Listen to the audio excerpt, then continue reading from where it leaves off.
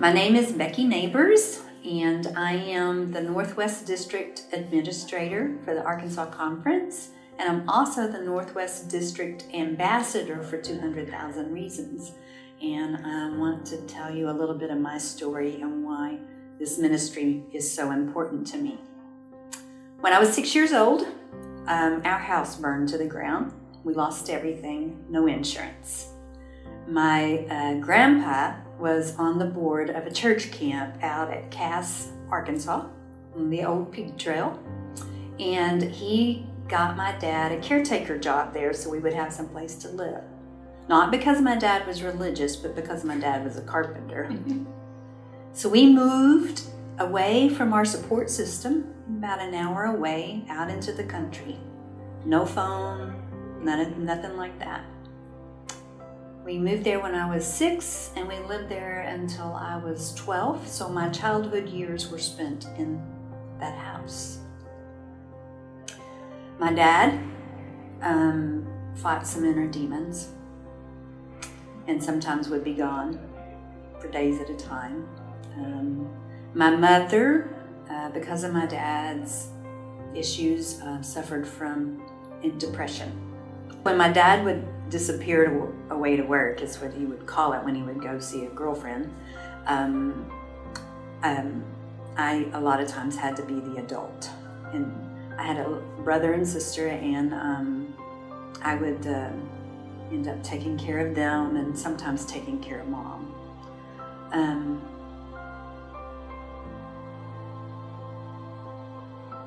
There were times during that, when Dad was gone, that we would go hungry. There was no car, no phone. We were so far out away from our family and our support system that we would not have any food. This is where I feel like God placed angels in my life as a child. We had a couple named James and Janie Jones that lived down the road, and they came by one night and found my mother crying. And I have nothing to feed the kids. And they weren't people of means, but they said they were going to be going into town and they'd come back by later and bring us something to eat. And they came by and brought this big, huge cheeseburger. And my mom cut it into 3 pieces, and we all had dinner that night. But that meant my mother didn't eat. And there was another couple that lived across the street from our little church. We would walk, us kids, we would walk almost 2 miles to the little Cass Baptist church. And that church was like a church of 12, with 6 of them being the pastor's family. So even though it was a small church and a small group of people, those people touched our lives.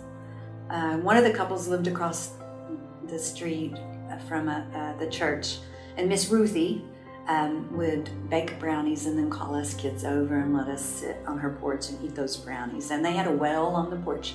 They dropped this fresh water, and we'd sit there and eat those brownies and drink that water. And I just remember how that tasted and how it felt. And even to this day, when I go back home to Cass, I go to that old house and sit on that porch for a moment. I like to tell everybody, whether you're a church of 6 or 600, you can make a difference in the life of a child, because those people in my little church made a difference in my life. I'm 56 years old now, and I still look back on that couple and on the other couple. One of the ways Mom would help feed us was that she would throw us on the back of the brush hog and drive us up and down Highway 23, and we would collect pop bottles, soda bottles. Then we'd drive down to the little country store called Turner Bin, and we would cash in those bottles for food.